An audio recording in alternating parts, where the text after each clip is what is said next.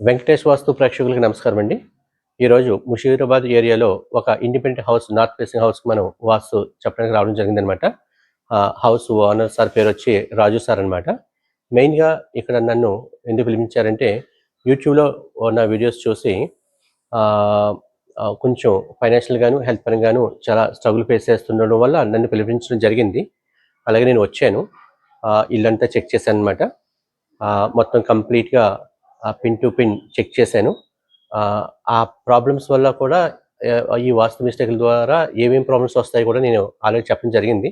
వాళ్ళు కూడా ఆ ప్రాబ్లమ్స్ ఫేస్ చేస్తున్నట్లుగా కూడా జరుగుతుందనమాట చెప్పారు.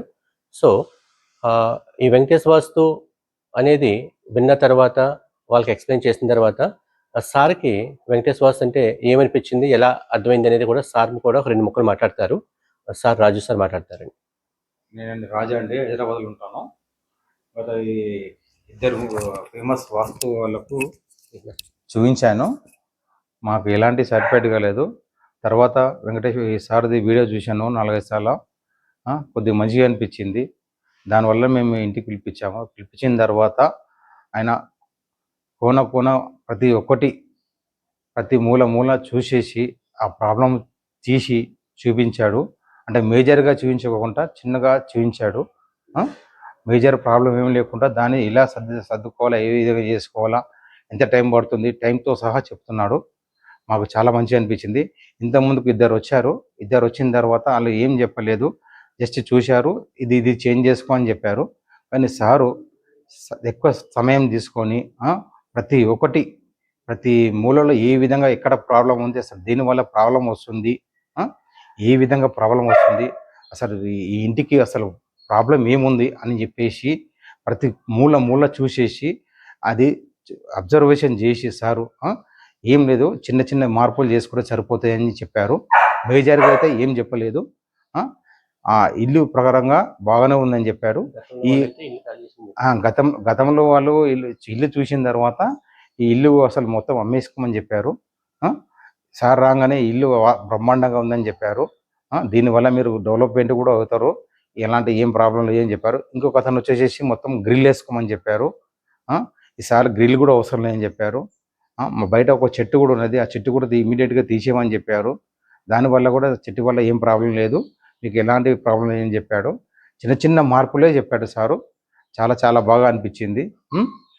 ఇంకోటి వచ్చేసేసి ఇంకా స్టెప్స్ ఒకటి అక్కడ, అది కూడా ఏం చెప్పలేదు నైరుతి మూలం. అది కూడా సార్ ఏం చెప్పాడు, జస్ట్ ఒక వాల్ తీసేస్తే సరిపోతుంది అని చెప్పాడు.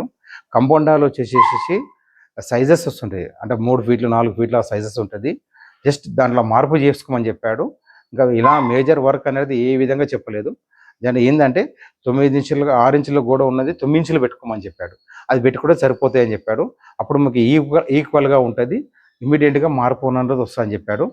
మాస్టర్ బెడ్రూమ్ ఒకటి ఉన్నది, ఆ మాస్టర్ బెడ్రూమ్కి వచ్చేసి బాల్కనీ ఇచ్చాము. ఆ బాల్కనీ వద్దని చెప్పాడు. ఆ మాస్టర్ బెడ్రూమ్ దాంట్లో కన్వర్ట్ చేసుకోమని చెప్పాడు. కన్వర్ట్ చేసేసుకుంటే మాస్టర్ బెడ్రూమ్ కనబడుతుంది. అదే మీకు ప్రాబ్లం సాల్వ్ అయిపోతుంది. కిచెన్ కూడా డోర్ ఉన్నది, డోర్ అక్కడ క్లోజ్ చేసుకుందామని చెప్పారు. అది చేయదు అని చెప్పారు. ఆ కిచెన్ మట్టుకు ఒక గోడ పెట్టుకుంటే సరిపోతుంది, 9 ఇంచుల గోడ పెట్టుకుంటే సరిపోతుంది. ఆ విధంగా చేసేసుకుంటే ఆ కిచెన్ మట్టుకు సరిపోతుంది అని చెప్పారు సార్ వెంకటేశ్వర్ గారు. ఈ విధంగా చెప్పాడు, చాలా బాగా అనిపించింది. నేను ఈ మార్పు అనేది చేంజ్ చేసిన తర్వాత మళ్ళీ ఒకసారి సార్ని పిలిపించేసి ఒకసారి చూపిస్తానని నా యొక్క వినపం.